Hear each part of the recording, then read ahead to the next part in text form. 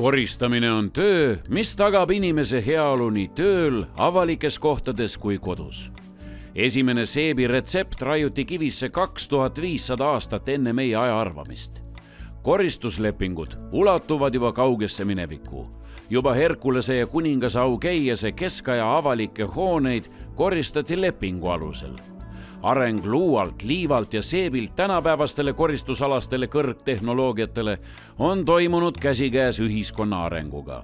Esimesed koristusteenust pakkuvad ettevõtted tekkisid Euroopas 1930-ndatel, Eestis 1990-ndatel aastatel. Tänapäeval on koristamine paljuski muutunud. Turule on tulnud hulgaliselt erinevaid tarvikuid, masinaid, aineid. Aegade jooksul on muutunud nii mustus kui ka inimeste arusaam puhtusest. Orienteerumine ja otstarbekate valikute tegemine selles nõuab palju teadmisi.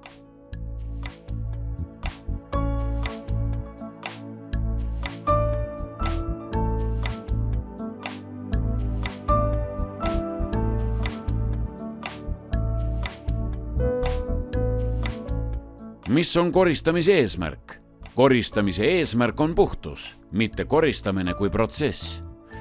Põrandate pesemine ja tolmu pühkimine ei tähenda veel seda, et pind on puhas. Oluline on keskenduda lõpptulemusele, milleks on puhtus. Erinevates asutustes on puhtusel erinev eesmärk. See, mis on puhas autoremondi töökojas, ei ole puhas koolis ega kaugeltki mitte haiglas. Sageli tahetakse, et kõik kohad oleksid absoluutselt puhtad, kuid see pole võimalik ega vajalik. Oluline on mõista, milline on otstarbekas puhtuse aste, ehk milline puhtus on antud asutuse toimimise seisukohalt vajalik. Keskenduda tuleb eesmärgile ehk puhtuse saavutamisele säästlike vahenditega. Erinevad inimesed võivad puhtust mõista erinevalt. Seda mõjutavad eelnevad kogemused, teadmised, kultuur ja ühiskond, kust me tuleme. Et koristamise tulemused rahuldaksid kõiki osapooli, klienti, tööde korraldajat, puhastusteenindajat, on oluline kokku leppida, millised peavad ruumid olema pärast koristamist. Millist mustust võib seal esineda, millist mitte mingil juhul. Kui selles ei lepita kokku, siis võib kindel olla, et varem või hiljem tekivad erinevad arusaamad soovitud puhtusest.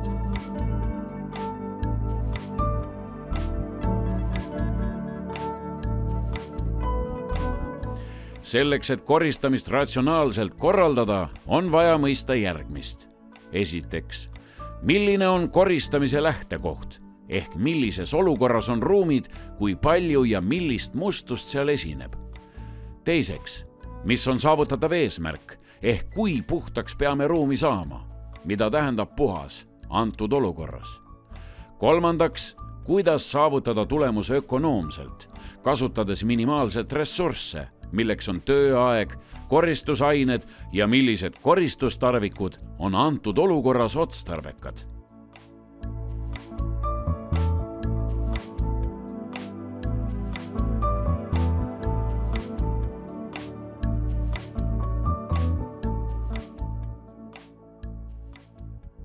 Nii nagu igas muus valdkonnas elus on väga oluline eesmärk, nii ka koristamises. Esmalt on oluline mõista lähtekohta ehk starti ja selleks on meil must ruum.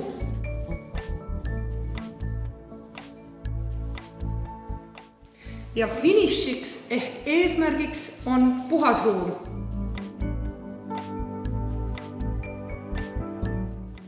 Ja reaalses elus on mitmeid võimalusi, kuidas koristada, kuidas jõuda stardist finišini. Oluline on valida kõige otsem, kõige lühem tee, et võimalikult säästlike ressurssidega saavutada see, et must ruum on puhas.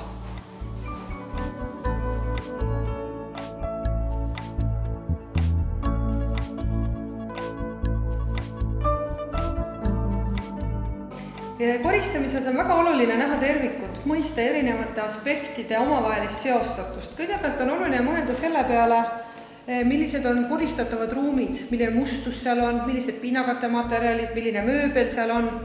Ja edasi mõelda selle peale, millised need ruumid peavad pärast koristamist olema. Kui meil on nii-öelda start ja finiš selged, siis sellele tuginedes on võimalik hakata mõtlema selle peale, mida, millega, kui sageli koristada. Olenevalt sellest saame määratleda vajatavad tarvikud ja selgub reaalne vajatav tööaeg. Kui on paika pandud, milliseid tarvikuid on vaja, kui palju me selleks vajame tööaega, et see töö ära teha, siis on selgelt näha ka kulud, kui kalliks see koristamine läheb. Kui on paika pandud, mida, millega, kui sageli koristada, siis vastavalt sellele ka töötatakse. Ja töötamise tulemusel tekib teatud puhtus. Kui saavutatud tulemus vastab sellele, mis oli eesmärk, ehk see puhtus on sama, mis sai seada eesmärgiks, siis võime öelda, et tegemist on 100% kvaliteetse koristamisega.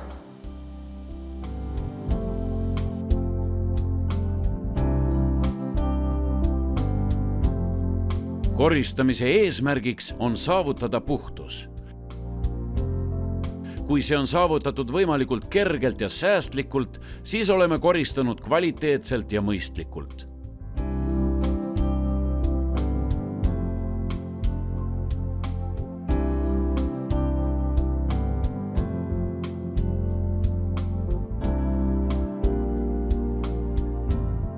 Koristamise eesmärk on puhtus ehk mustuse kokku kogumine, mitte selle laiali ajamine.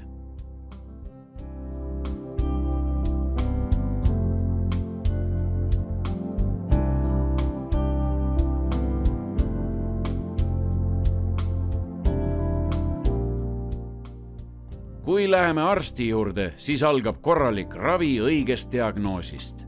Koristamisel tuleb samuti esmalt panna niinimetatud diagnoos ehk mõista, millise mustusega on tegemist ja millisel pinnal. Alles siis on võimalik määratleda sobiv koristusaine, töövahend ja puhastamise viis. Mustust on erinevat ja erinevat mustust eemaldatakse erineval viisil.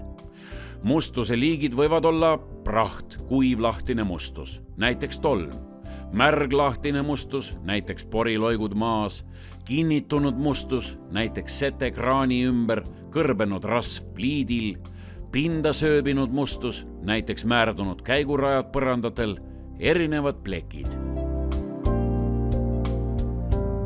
Mustus võib aja jooksul muutuda ühest olekust teise.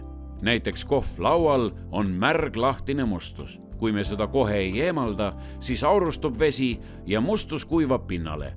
Nüüd on tegemist juba kinnitunud mustusega, mida on tunduvalt raskem eemaldada. Mustus ja pinnakate võivad omavahel ka reageerida. Selle tulemusena võib pinnale tekkida plekk, mille eemaldamine on juba üsna keeruline. Mõningatel juhtudel ka võimatu. Mustus ei ole alati silmaga nähtav. Näiteks tavaliselt ei näe pritsmete jälgi tualettruumi seintel. Samas võivad just need olla tualetis ebameeldiva lõhna põhjustajad. Silmaga ei ole näha ka mikroobilist mustust. Sellise mustuse eemaldamisel on oluline teada, kus ja millistes tingimustes on mikroobilise mustuse esinemise tõenäosus ohtlikult suur. Selliseid kohti tuleb korrapäraselt ja õigesti puhastada. Mikroorganismid on palja silmaga nähtamatud viirused, bakterid, hallitused, eosed, mis on meie elu lahutamatud osad.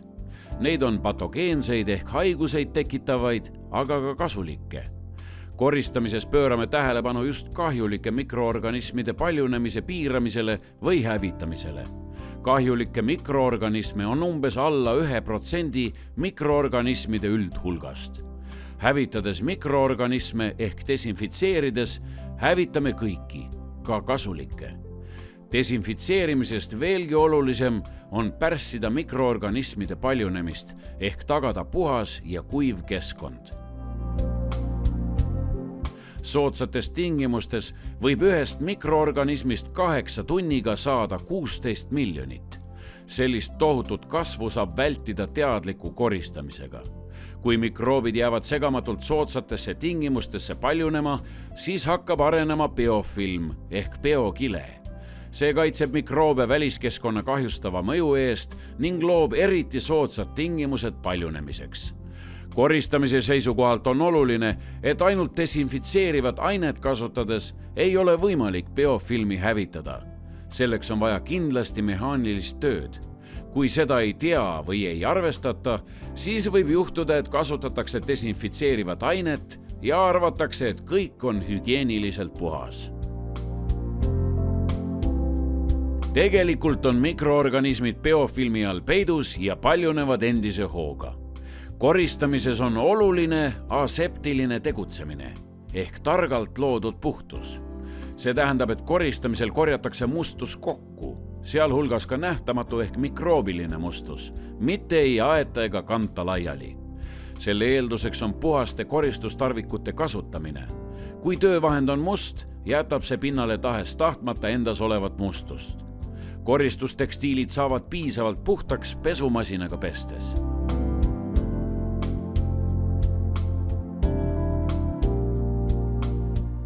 Aseptika tagamisel on oluline roll töö planeerimisel, et koristamine toimuks puhtamalt mustema suunas. Tähtis on, et välditakse mustuse edasi kandumist erinevate esemete, käte ja tegevuste vahendusel.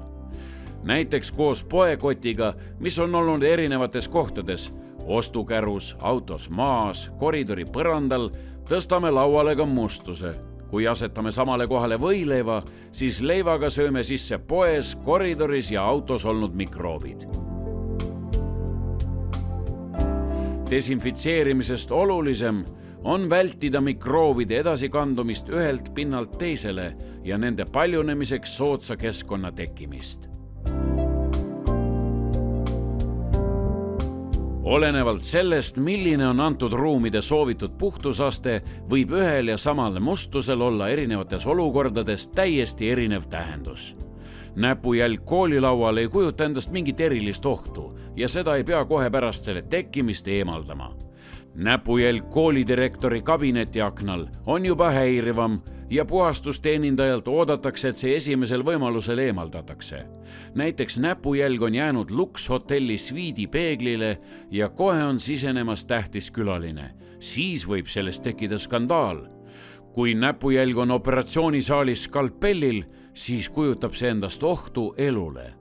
Erinevates olukordades on oluline mõista, millist mustust peab eemaldama, millist aga mitte.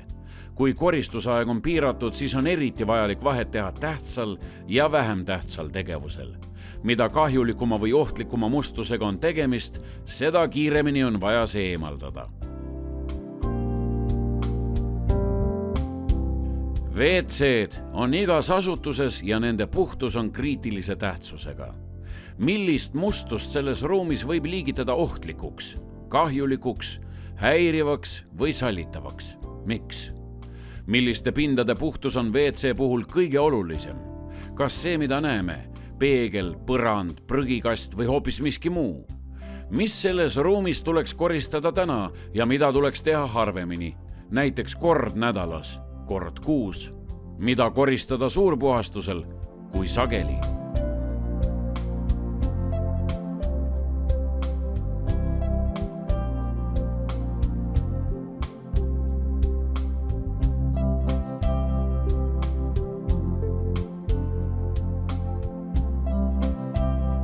Veel on tähtis roll kogu maailma eksistentsis, nõnda ka koristusprotsessis. Sageli ütleme, et peseme pead šampooniga, põrandad koristusainega, kuid tegelikult on kõige rohkem vett. Vesi on loodusvara, mida tuleb säästa. Sellele tuleb mõelda igapäevaelus, kindlasti ka koristamises. Vee osa puhastusprotsessis on niisutada puhastatavat pinda, leotada ja transportida pinnalt mustust, teha mehaanilist tööd, soojusenergia abil aidata kaasa mustuse eemaldumisele, lahjendada puhastusaineid ning loputada mustus pinnalt. Veel on teatud omadusi, mis mõjutavad puhastusprotsessi. Üks nendest on vee karedus. Kuna vesi on hea lahusti, siis lahustuvad vees ka maapinnas sisalduvad soolad. Mida rohkem on vees lahustunud sooli, seda karedam on vesi.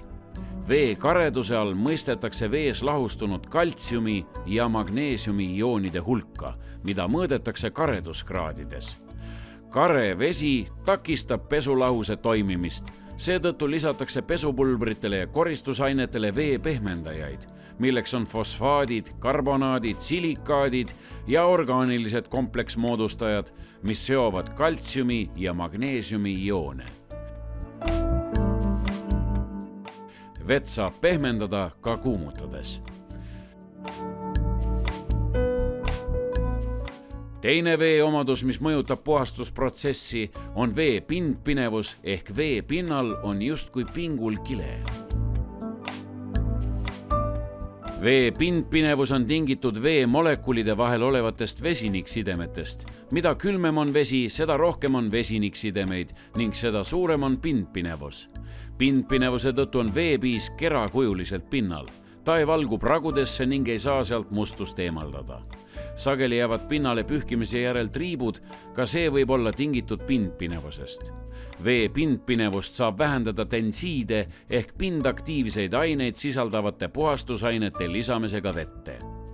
Nüüd teeme ühe vee pindpinevuse katse. Ma valan hetkel siia laua peale 2 sihukest väikest loigukest veet. Ja ühele nendest loigukestest kannan ma natukene peale puhastusainet. Ja olge hea, vaadake, kas ja mis muutub sellel hetkel, kui ma seda ainet siia peale kallan.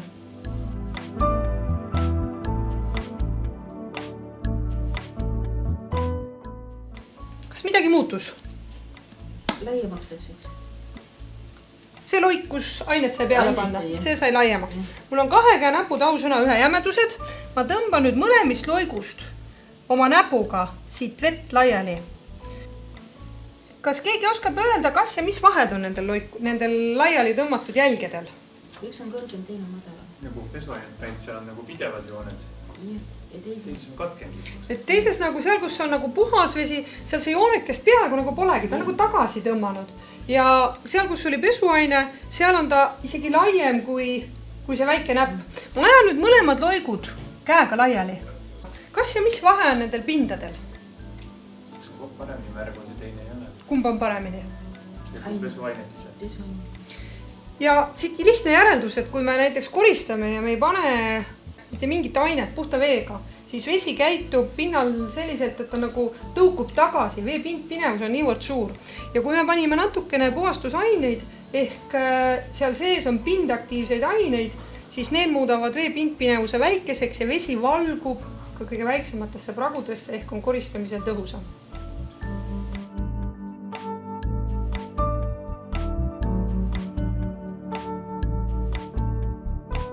Tensiidid ehk pindaktiivsed ained on puhastusainete koostisosad. Pindaktiivsetel ainetel on 2 poolt, hüdrofiilne ehk vee poole tõmbuv ja hüdrofoobne ehk vett tõrjuv pool. Pindaktiivsed ained jagunevad sünteetilisteks detergentideks ja seebiks, mis on üks maailma vanim pesemisvahend. Sünteetilised detergendid jagunevad anioonsed, katioonsed, ioonitud ja amfoteersed pindaktiivsed ained. Koristuses on pindaktiivsetel ainetel suur tähtsus. Igal pindaktiivsete ainete rühmal on oma ülesanne. Sünteetiliste detergentide ülesanded on järgmised. Anioonsed saavad pesulahuses negatiivse laengu. Nad vahutavad rohkelt ja eemaldavad hästi kübemelist mustust. Katioonsed saavad pesulahuses positiivse laengu ja tõrjuvad mikroobe. Neid kasutatakse desinfitseerivates ja loputusainetes. Pesemisomadused on neil nõrgad. Ioonitud on laenguta, vähe vahutavad ja eemaldavad hästi rasvast mustust. Nad toimivad hästi karedas vees, neid ei ole soovitav pihustada metallpindadele, kuna nad võivad kahjustada pinda. Amfoteersed omandavad happelistes lahustes positiivse ja aluselistes negatiivse laengu. Nad eemaldavad tõhusalt nii kübemelist kui ka rasvast mustust. Üldiselt võime liigitada pindaktiivsete ainete põhilised ülesanded 3. Esimene. Alandavad vee pindpinevust, pindaktiivse aine hüdrofiilne ots kinnitub vee molekuli külge ning hüdrofoobne ots eemaldub vastassuunas. Selliselt tõmmatakse vee molekulid üksteisest eemale ning vesi muutub vedelamaks, mille tulemusena hakkab vesi pinda niisutama. Teine. Aitavad pinnalt eemaldada mustust. Selleks kinnitub pindaktiivse aine hüdrofoobne ots mustuse külge ja hüdrofiilne ots on seotud veega. Kui mustus on ümbritsetud piisava koguse pindaktiivsete ainetega ning selle transportimiseks on piisav kogus vett, siis saab võimalikuks mustuse eemaldamine pinnalt. Oluline on pindaktiivse aine ja vee omavaheline suhe ehk õige koristusaine doseering. Vastasel juhul ei toimu mustuse efektiivset eemaldumist. 3. Hoiavad eemaldunud mustuse pesulahuses ja takistavad mustuse tagasisadestumist ning kinnitumist pinnale.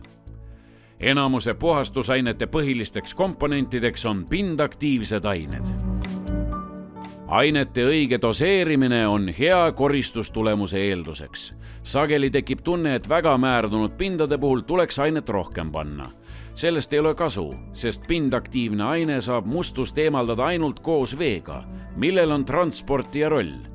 Üleliigsed pindaktiivsed ained ujuvad ringi ja kinnituvad ka pinnale. Silmaga näeme seda vahutamisena. Pindadele jääb kiht, mis kinnitab enda külge mustust, pahatihti võivad jääda põrandad lausa naksuma. Kui pindaktiivseid aineid on liiga vähe ehk ainet on liiga vähe doseeritud, ka siis ei ole olukord hea. Sel juhul jätkub pindaktiivseid aineid vaid vee pindpinevuse vähendamiseks, kuid mustuse pesulahusesse tõstmiseks enam mitte. Seega on oluline kinni pidada ainete õigetest doseeringutest. Ala- ega üledoseering ei aita kaasa paremale mustuse eemaldamisele.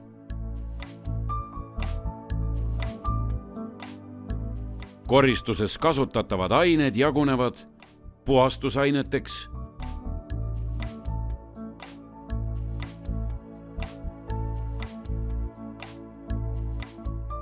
kaitseaineteks,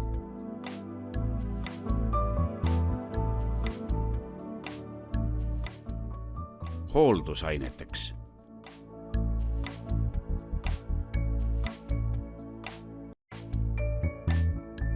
Koristusaineid kasutades on oluline eelnevalt tutvuda toote kasutusjuhendi ja ohutuskaardiga. Koristusaine pakendile peab olema ära märgitud järgnev informatsioon. Toote kasutusala, koostis- ja toimeained, kasutus- ja säilitusjuhend, doseering, kontsentraadi ja lahuse pH, pakendis sisalduv aine hulk, teave võimalikest ohtudest aine kasutamisel, tootja või vahendaja kontaktandmed. Koristusainete kasutamisel on oluline tutvuda hoolikalt pakendil oleva etiketiga, leida oluline info ning kasutada ainet ettenähtud koguses. Selleks mõõta esmalt sobiv kogus vett ja siis lisada vette puhastusainet. Puhastusaineid ei tohi omavahel segada, kuna selle tulemusena ei parane lahuse puhastusvõime. Võivad tekkida hoopis ootamatud reaktsioonid, mille tulemusel võib kahjustada enda tervist ja pinnakattematerjali. Näiteks kloor ja hape võivad olla erinevate märgade ruumide koristamiseks mõeldud ainete koostisosad ning kloori ja happe segunemisel tekivad tervist kahjustavad aurud. Puhastusaineid kasutatakse keskkonda säästvalt, kui valitakse sobiv aine vastavalt mustusele ja pinnakattele, soovitavalt keskkonnamärgistusega. Puhastusaine tõhusust saab tõsta sobiva mehaanika, mõjuaja ja temperatuuriga. See aitab saavutada soovitud tulemuse väiksema aine kogusega. Jälgitakse kasutusjuhiseid ja doseeritakse õigesti. Puhastusaine lahust valmistatakse vaid nii palju kui vaja. Kasutatakse käesooja vett, kui ei ole öeldud teisiti. Vananenud puhastusaine hävitatakse vastavalt hävitamisjuhisele. Puhastusaineid liigitatakse pH alusel. pH arv näitab puhastusaine happe ja aluse tasakaalu ehk happesust. pH skaala võib jagada 3. Neutraalsed ained pH 6-8, aluselised ained pH 8-14, happelised ained pH 0-6. Neutraalseid puhastusaineid pH 6-8 kasutatakse igapäevasel koristamisel kuiva ja vedela lahtise mustuse eemaldamiseks, klaaspindade puhastamiseks ja käsitsi nõudepesuks. Neutraalsed puhastusained on tavaliselt turvalised nii kasutajatele kui ka pindadele.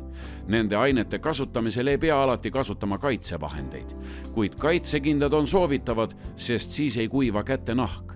Neutraalsete puhastusainete kasutamisel ei ole vaja pindu üldjuhul loputada, kui seda ei nõua pinnalt lahti pestud mustuse hulk.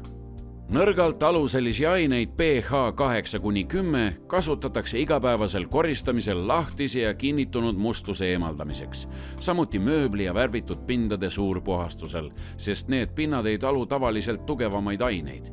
Nende ainetega töötamisel on soovitav kasutada kaitsekindaid.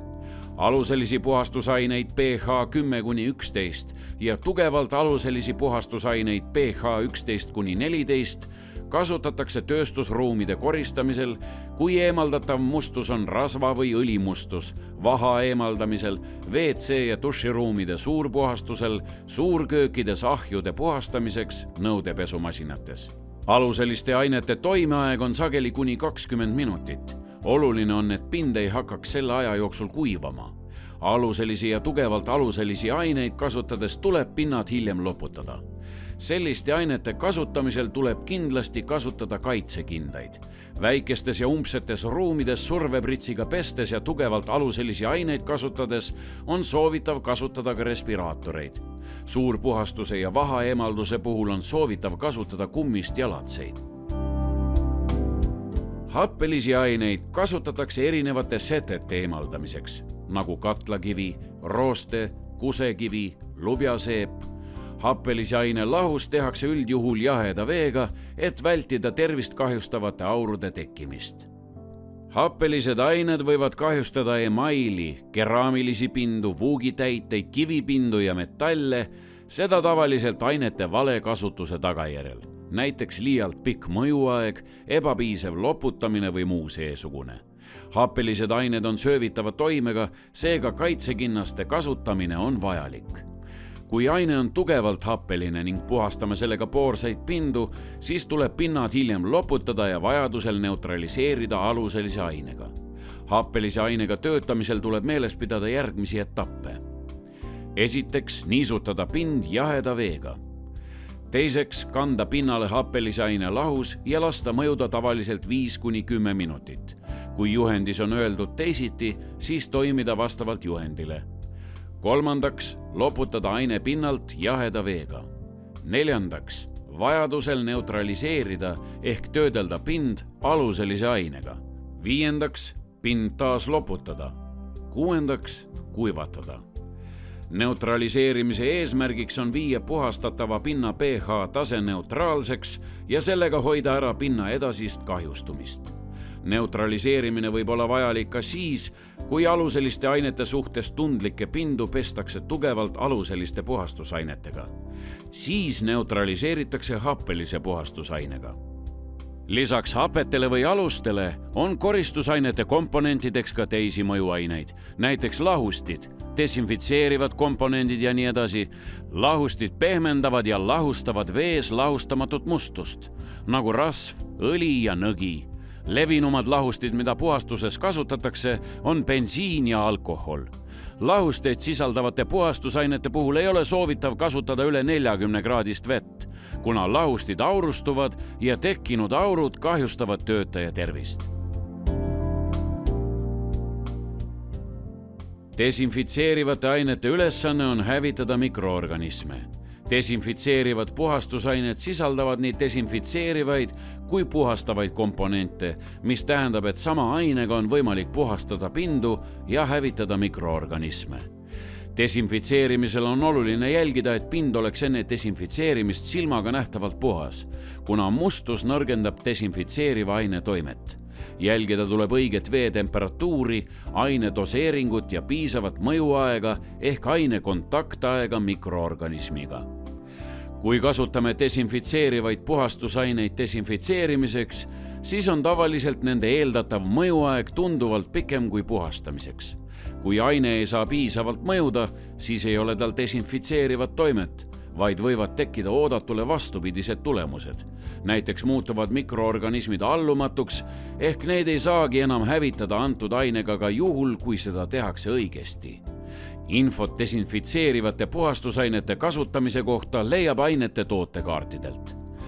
Desinfitseerivate ainete kasutamisel tuleb jälgida, et lahused ei oleks liiga vanad ja ei saastuks säilitusnõude vahendusel, näiteks pesemata pihustuspudelid.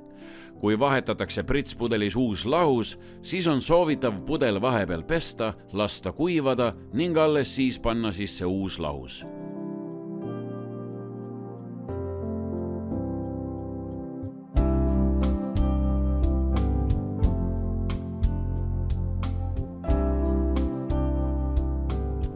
Sobiva koristusmeetodi valik sõltub pinnal olevast mustusest. Enne koristamist on soovitav välja selgitada ruumides olev mustus ja pinnakattematerjal. Alles siis saab valida sobiva koristusmeetodi ehk vee hulga, mis eemaldab antud mustuse ja ei kahjusta pinnakattematerjali. Kui iga päev koristada ühe ja sama meetodiga, siis tõenäoliselt ei saavutata soovitud tulemust ja sageli on pindadel ebameeldiv hallikas kiht. Mustuse liik ja hulk sõltub ilmastikust, ruumide kasutatavusest ja nii edasi. Kuiva mustust, näiteks liiv, tolm, praht, võib eemaldada kuiva pühkimisega, milleks kasutatav töövahend võib olla kuiv mopp, põranda kuivataja pühkija või tolmuimeja. Kuiv pühkimine on õigustatud eelkõige prahi ja muu suurema mõõtmelise mustuse puhul. Kuiva pühkimise järel jääb pind kuivaks.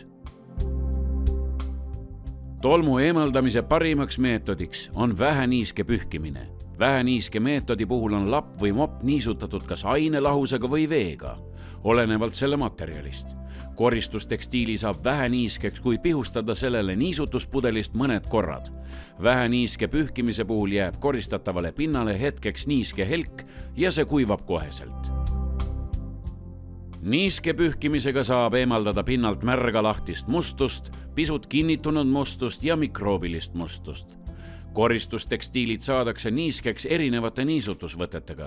Peale niiske meetodi kasutamist kuivab puhastatav pind umbes 30 sekundiga. Niiskelt pühkimine sobib kõikidele vett taluvatele pindadele. Niiskelt pühkimist kasutada. Kui kergelt määrdunud ruumides on rohkem mustust, näiteks vihmasajust tingitud jalajäljed, 1-2 korda nädalas väheniiske pühkimise asemel, nii saab eemaldada kergelt kinnitunud mustust. Märja pühkimise asemel ka sanitaarruumides, kui nende kasutamine ei ole väga sage. Kui kasutatakse hooldusaineid, suurpuhastusel, mööbli puhastamisel, märja pühkimise asemel. Kui mustus on pinnale tugevamalt kinnitunud, siis ei piisa enam väheniiskest või niiskest pühkimisest. Sellistel juhtudel vajatakse märga pühkimist. Märjalt pühkimisel eemaldub mustus pinnalt mehaanilise töö, mõjuaja ja puhastusaine lahuse koosmõjul. Märjaks pühkimiseks võib lugeda põranda pesemist kombineeritud põrandapesumasinaga, samuti mopiga, kasutades väänamiseks pressi. Märja pühkimise puhul jääb puhastatav pind pühkimise järel märjaks ning ise kuivades võtaks see aega minuteid või koguni tunde. Kui märga pinda ei kuivatata, siis kuivab lahti pestud mustus koos pesuainejääkidega pinnale tagasi. Selle tulemusena jääb pind pärast koristamist ja kuivamist hall ning määrdunud. Oluline on märjad pinnad kuivatada. Kuivatamisega saame eemaldada umbes 80% mustusest, mis muidu jääks pinnale. Tihti kiputakse koristama liiga sageli, kuid sellele vaatamata ei saavutata puhtust. Näiteks väikeses kontoris, kus liigub vähe kliente, ei tarvitse iga päev koristada, kuid seda tuleb teha põhjalikult, mitte unustades ka kõrgematel tasapinnadel olevat tolmu. Sellises olukorras piisab kord või 2 nädalas koristamisest. Koristamise kiirus ja kvaliteet tõuseb, kui koristamiseks vajalik kogus eelniisutatud moppe ja lappe on objektil korraga kaasas. Me ei raiska mõttetult aega vee tassimisele ja moppide-lappide pesemisele objektil. Mopid ja lapid pestakse pesumasinas pärast töö lõppu. Kõiki pühkimise meetodeid võib rakendada eelniisutatud koristustekstiilidega puhastamise põhimõttel. Vesi on hinnaline loodusvara ja seda kasutatakse säästlikult, vastavalt pinnalt eemaldatavale mustusele. Paljud tänapäeval kasutusel olevad pinnakattematerjalid on mõeldud võimalikult vähese veega koristamiseks, näiteks linoleum, laminaat. Eelniisutatud koristustekstiilidega koristades väheneb aeg, mis muidu kuluks lappide pesuks ja vee tassimiseks, samas paraneb puhtuse tase, kuna kasutatakse kogu aeg puhast töövahendit. Kokkuvõttes kulud vähenevad nii tööaja, puhastusainete kui ka vee arvelt. Ükskõik millise pühkimise meetodiga on tegemist, on oluline mõelda, kuidas niisutada koristustekstiile. Pritsimised ja väänamised on aeganõudvad ning töötajale rasked viisid. Tasub kasutada muid võtteid, näiteks võtta niiskena otse pesumasinast kasutusele.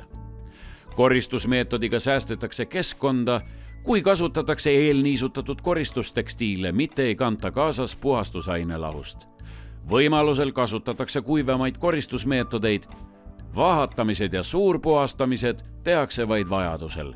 Võimalusel kasutatakse pinnapesu ja paikamisvahatust.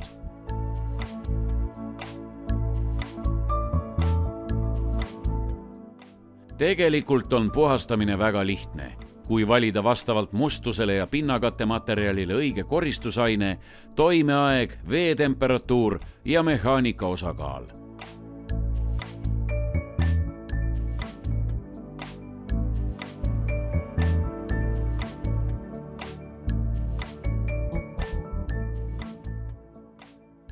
Koristustarviku ülesanne on mustust eemaldada. See toimib ainult siis, kui tarvik on puhas. Must koristustarvik ajab mustust laiali. Millist valida? Ei ole tähtis, et oleks palju erinevaid moppe ja lappe. Hea on, kui ühe tarvikuga saab sooritada erinevaid toiminguid ning kasutada on piisavalt lappe ja moppe, mis määrdumisel vahetatakse puhta vastu. Lappi voltides tagame aseptilise tööviisi ja ühe lapiga on võimalik puhastada suurem ala. Mikrokiudlapp puhastab erinevalt teistest materjalidest tõhusamalt, seda ka ilma aineta, ei aja ebemeid ja mahutab palju mustust. Mikrokiud on võimeline mahutama umbes 7 korda nii palju vett ja mustust, kui ta ise kaalub. Mikrokiust lappide, moppide pikaaegseks tõhusaks tööks on oluline nende eest õigesti hoolitseda. See tähendab, et neid tuleb pesta pesumasinas temperatuuril 60–90 kraadi. Sobiv pesuaine ei tohiks sisaldada loputusaineid, zeoliiti ja valgendusaineid.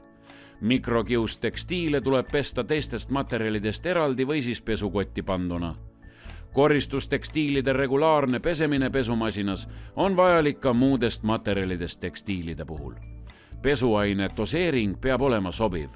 Kui pakil ei ole toodud eraldi koristustekstiilide pesuks mõeldud doseeringut, siis võiks pesuaine kogus olla kuni pool tavadoseeringust. Tekstiilid tuleb enne pesumasinas pesemist puhastada lahtisest mustusest. Kui koristamisel on kasutatud kangeid koristusaineid, siis on vaja loputada need enne pesumasinasse panemist veega. Soovitav on kasutada eelpesuga ja piisavalt pikki pesuprogramme.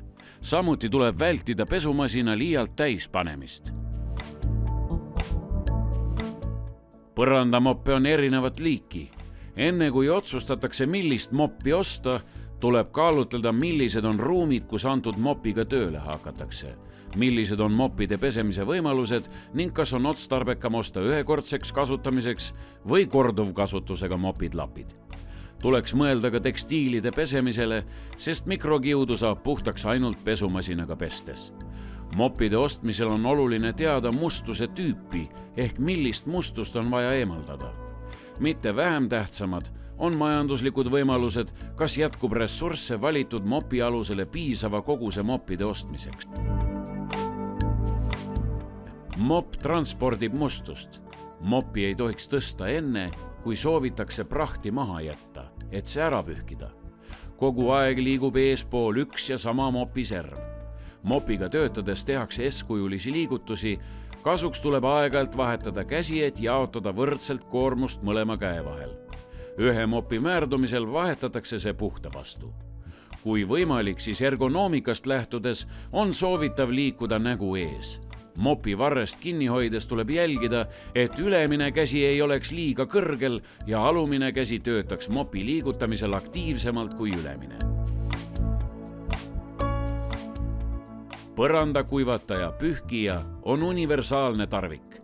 Sellega saab vett kokku korjata, kuiva lahtist mustust eemaldada ja kasutada koos koristuslapiga, mille puhul on võimalikud kõik meetodid: kuiv, väheniiske, niiske ja märg.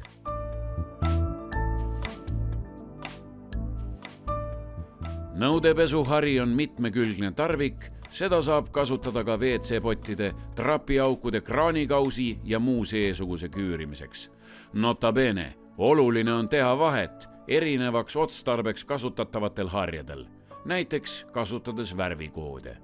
Nõudepesuharju on erineva kujuga ja erinevast materjalist.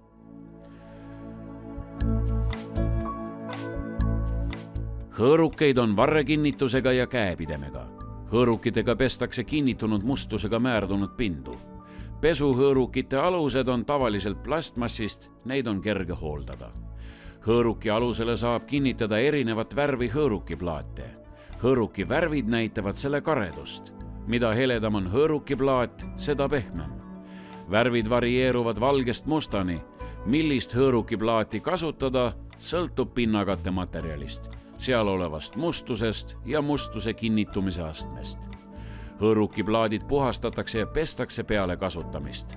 Lahtine mustus eemaldatakse käsitsi või harjaga, seejärel loputatakse hõõruk voolava vee all pehme harjaga või sama värvi hõõrukiga. Plaadid pannakse kuivama tasasele alusele. Klaaspindu pestakse klaasipesuriga, mille ühes servas võib olla hõõruk.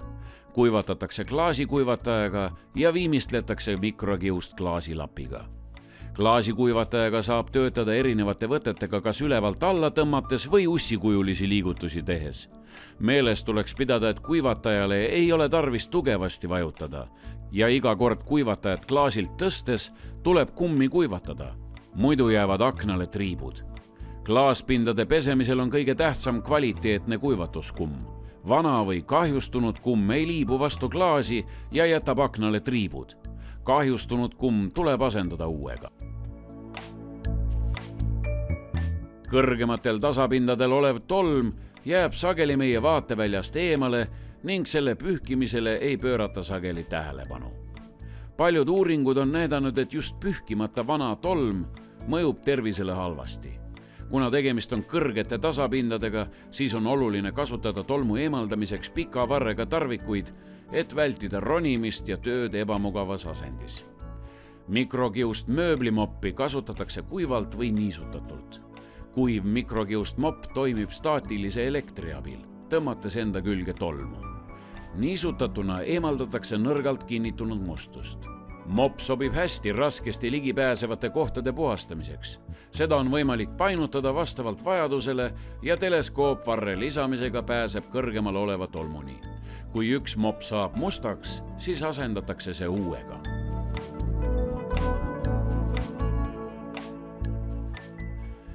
Igapäevases elus puutume me kokku väga paljude erinevate pinnakattematerjalidega, ise seda märkamata. Tavaliselt eristatakse erinevaid pinnakatteid nende välimuse järgi. Oluline on ka teada, et erinevad katted eeldavad erinevat hooldust. Põrandakatte puhul soovitakse, et see oleks vastupidav materjal ja kergesti hooldatav. Enne pinnakatte valikut on vaja mõelda, kas see sobib antud tingimustesse ja kuidas seda edaspidi hooldada. Koristamisel tuleb arvestada tootja poolt kaasa antud juhendeid. PVC ehk plastikkatteid on väga erineva värvi ja mustriga ning nad võivad väliselt sarnaneda puidu, kivi või korgiga. Plastikpõrandaid on erinevad tugevuse ja vastupidavusega, neid liigitatakse homogeenseteks ehk ühekihilisteks ja heterogeenseteks ehk mitmekihilisteks plastikkateteks. Plastikkatete hulka kuulub mitmeid eri liiki plastikuid, näiteks karestatud või reljeefsed turvapõrandad, mis takistavad libisemist ja on sobilikud ka niisketesse ruumidesse. Polüuretaan ehk PUR, pooljuhtpõrand ehk EST-kate, mitmed sportpõrandad ja nii edasi. Üldjuhul on soovitatav plastikkatteid vahatada, kuna vaha ei lase mustusel pinnale kinnituda ja koristamine lihtsustub. Samuti saab vahatamisega pikendada pinnakatete eluiga ja parandada nende väljanägemist. Vaid mõningate eri liiki plastikute puhul pole vahatamine soovitatav. Plastikkatete igapäevane hooldus on väheniiske, niiske, vajadusel ka märg, erinevalt mustuse liigist, hulgast ja kinnitumisastmest. Kuiv pühkimine ei ole soovitatav, kuna plastik elektriseerub ja mustus kinnitub staatilise elektri abil pinnale tagasi. Koristusainetest sobivad igapäevaseks hoolduseks neutraalsed ja nõrgalt aluselised puhastusained. Ettevaatlik tuleb olla lahustitega, kuna lahusti võib rikkuda plastikkatteid. Jalanõudest põrandale tekkinud mustad triibud tuleb eemaldada võimalikult kiiresti. Tavaliselt eemalduvad need kergesti, eriti kui on tegemist vahatatud põrandaga. Pikka aega põrandal olnud mustad triibud segunevad ajapikku vahakihiga ja võimalik, et lõpuks ka pinnakattematerjaliga. Väga vanad mustad triibud ei pruugi eemalduda, kuna tekib reaktsioon, mis kinnitab mustuse pinnakatte külge. Linoleum on looduslik materjal, mille põhikomponentideks on puuvaik, korgi või puupuru, lubjakivijahu ja vähesel määral linaseemneõli. Linoleumi alumisel küljel on juutkangas ehk kotiriie. Linoleumi valmistamine on nädalaid kestev protsess, mille käigus saavutatakse materjali elastsus oksüdeerumise kaudu. Oksüdeerumine jätkub kogu linoleumi kasutusaja jooksul. Linoleumi niinimetatud hingamisel põhineb materjali elastsus ja heli summutamise võime. Seetõttu vajab linoleum pidevat kokkupuudet õhuhapnikuga. See on ka üheks põhjuseks, miks ei soovitata linoleumi katta paksude vahakihtidega. Linoleum on tugev, kulumisele vastupidav, kuivade ruumide pinnakattematerjal, mis ei elektriseeru. On sobiv pinnakattematerjal allergikutele. Linoleum ei talu aluselisi aineid, mille pH on üle 9, kuna alus reageerib linaseemneõliga ja võib tekkida jäädav kahjustus. Igapäevaseks koristusmeetodiks sobivad kuiv või väheniiske meetod. Ainetest on sobivad neutraalsed ja nõrgalt aluselised puhastusained. Suurpuhastusel tuleb pesta kiirelt, sest linoleum ei talu rohket veekasutust. Hoolduseks sobivad hooldusained ja high-speed meetod. Kui mingites tingimustes vajame linoleumi kaitsmist vahaga, siis sobivad nii-öelda pehmed vahad, mis imenduvad pinda ja sulevad poorid, kuid lasevad materjalil hingata. Puit on looduslik materjal, mida kaitstakse värvimisega, lakkimisega ja õlitamisega. Õlitamine toob esile puidu loodusliku mustri. Selline kaitsemeetod on esialgu rohkem aega ja vaeva nõudev, kuid aja möödudes õlitamiste sagedus väheneb ja pind muutub tugevamaks. Õlitamise eelised lakkimise või värvimise ees on selles, et õlitatud puidule ei hakka mehaanilised kahjustused mustust koguma. Lakitud puidu puhul hakkab kahjustunud kohtadesse mustus imenduma. Nii lakitud kui ka õlitatud puidu igapäevaseks hoolduseks on kuiv või väheniiske meetod, neutraalne puhastusaine või õlitatud puidu igapäevaseks hooldamiseks mõeldud hooldusõli. Kuna tegemist on loodusliku materjaliga, siis peame ettevaatlikud olema märja meetodi, aluseliste ja lahusteid sisaldavate puhastusainetega. Laminaat on tänapäeval laialt kasutust leidnud pinnakattematerjal. Laminaat on oma olemuselt kokku pressitud paber, papp ja puidupuru, mis on pealt kaetud lamineeritud kihiga. Sellest tulenevalt rikuvad laminaati niiskus, mehaanilised kahjustused, näiteks pidev tooli liigutamine või lahtine liiv põrandal. Mingeid erilisi nõudmisi koristamisele see põrand ei esita. Laminaati ei soovitata vahatada. Vaha laminaati ei riku, küll aga võib vaha eemaldamine tekitada probleeme, sest laminaat ei talu suurt hulka vett ja aluselisi aineid. Võib kasutada hooldusaineid, kuid tuleb jälgida, et nad ei hakkaks liiga sagedasest kasutamisest või üledoseerimisest kihistuma. Oluline on järgida hooldusaine kasutusjuhendit. Aine valel kasutusel näeb laminaat välja määrdunud ja hallikas. Igapäevaseks puhastamiseks on soovitav kasutada mikrokiust lappi või moppi ja kuiva või väheniisket meetodit ja lihtsalt vett. Vaipkatted on laialdaselt levinud, kuna nad on head heliisolaatorid, näevad välja hubased ja tunduvad esmapilgul puhtad. Vaibad määrduvad igapäevasel kasutamisel samavõrd kui kõvakattega põrandad, ainult mustus ei ole pinnal näha. Öeldakse, et 60% mustusest on vaibas. Kui vaipa koguneb liialt palju mustust, siis hakkavad narmad lamanduma ja kuluvad kiiresti. Igapäevasel hooldusel kasutatakse tolmuimejat. Korralikuma tulemuse saab, kui vaipa imetakse kord ühtepidi ja siis teistpidi. Kõigepealt ristinarmaste suunaga, seejärel narmaste suunas. Korralik igapäevane hooldus vähendab vaiba pesemise vajadust ja pikendab vaiba kasutamise aega.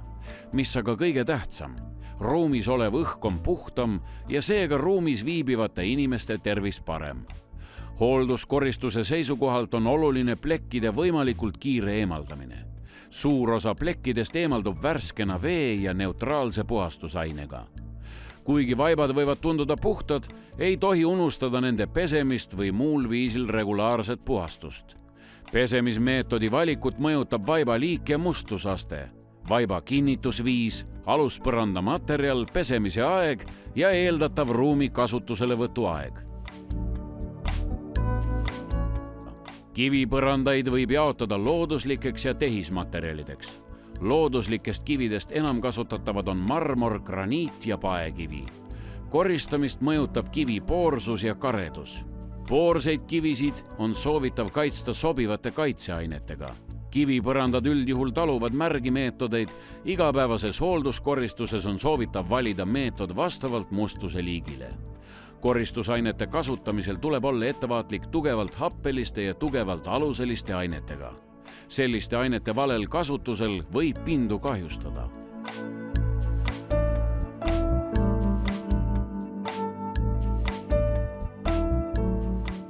Sama tööd võivad kaks füüsilistelt eeldustelt sarnast inimest samas olukorras kogeda väga erinevalt. Milles asi?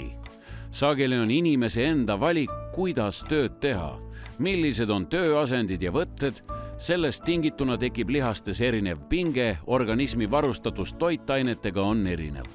See omakorda põhjustab väsimust. Oluline on otstarbekate tööasendite valimise oskus, nii säästetakse oma tervist ja tööaega. Koristamine on kerge füüsiline töö, aga oluline on vahet teha staatilisel ja dünaamilisel lihastööl. Staatilise lihastöö puhul on lihased pinges ja toitained ei kandu organismi edasi. Dünaamilise töö puhul toimub tööfaas ja puhkefaas vaheldumisi. Kui tõsta üks käsi sirgelt ette ning liigutada teist samal ajal üles ja alla, siis on tunda vahet. Üleval ja paigal olev käsi töötab staatiliselt ja liikuv käsi teeb dünaamilist tööd. Kui käsi on tõstetud kehast eemale nii, et käe ja keha vahele jääb üle 30-kraadine nurk, siis hakkab käes tekkima pinge. Kui nurk jääb 30–70 kraadi vahele, siis teatud aja jaksab nii töötada, kuid üle 70-kraadise nurga puhul hakkab käsi koheselt väsima.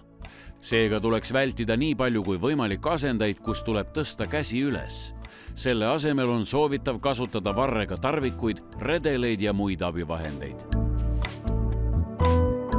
Koristamise ergonoomika puhul on kõige olulisem. Esiteks, tunnetada staatilise ja dünaamilise lihastöö vahet ning mõista, milliste tegevuste puhul on tegemist staatilise lihastööga. Teiseks, kus vähegi võimalik, seal asendada staatiline lihastöö dünaamilisega. Kolmandaks, teha piisavalt pause, venitada pinges olnud lihaseid. Koristamises on suur tähtsus põrandate puhastamisel. Mopiga töötamisest sõltub suuresti, kas ja kui kiiresti väsitakse. Kui hoida kätt mopi varrel liiga kõrgel, siis käsi väsib kiiresti. Liiga lühikese varre puhul on pinge turjas ja seljas. Oluline on mopi varrest parajalt lõdvestunud haardega kinni hoida, muidu väsib käsi kiirelt. Kasuks tuleb oskus töötamise ajal käsi vahetada. Nii jaotub koormus kahe käe vahel võrdselt. Kõik see aga vajab treeningut. Vertikaalsete pindade pühkimisel vasakult paremale on õlavarras pikemat aega sundseisus ehk käsi hakkab koheselt väsima. Parem oleks selliseid pindu pühkida suunaga ülevalt alla. Koristamises tuleb vältida kummargil ja pöördes asendeid, mille tagajärjel on kerge selga vigastada. Alati kui võimalik toetada, sel juhul ei ole kogu koormus vaid seljal. Ülemiste pindade puhtus on otseselt seotud meie tervisega. Kappide ja riiulite pealseid tuleb puhastada regulaarselt. Ergonoomilisem on kasutada reguleeritava varrega tarvikut, redelit või muud abivahendid. Eestlastel on hea ütlus. Rumal pea on käte ja jalgade nuhtlus ehk 7 korda mõõda ja 1 kord lõika. Kõik see kehtib ka koristamises. Asjatu käimisega edasi-tagasi kulutame liigselt aega ja on oht määrida juba puhtaks tehtud pindasid. Koristamises on oluline oma tegevus eelnevalt läbi mõelda. Kogu elu toimub tsüklitena. Nii töötab ka meie süda ja tööfaasile järgneb puhkefaas. Koristamises on samuti oluline pidada kvaliteetseid pause. Sageli öeldakse, et selleks pole aega. Piisab, kui iga poole või tunni aja tagant toimuks umbes 1-minutiline puhkepaus, mille jooksul lõdvestatakse pinges olnud lihaseid. Selleks tuleb tunda, milline lihas oli pinges ja venitada pinges olnud lihast. Venitus võiks kesta umbes 20–30 sekundit. Venitusi sooritatakse sümmeetriliselt, näiteks parem käsi ja siis vasak käsi.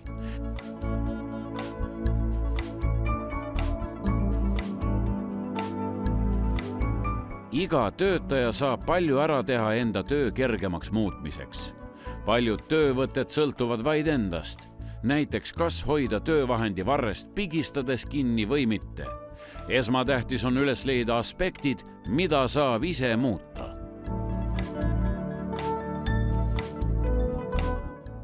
Koristamine on tegevus, millega on seotud igaüks.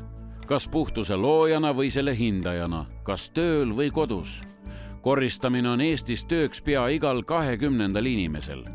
Koristamine võib olla raske, ebameeldiv ja tülikas, kuid samuti võib olla tegemist meeldiva ja kerge tööga.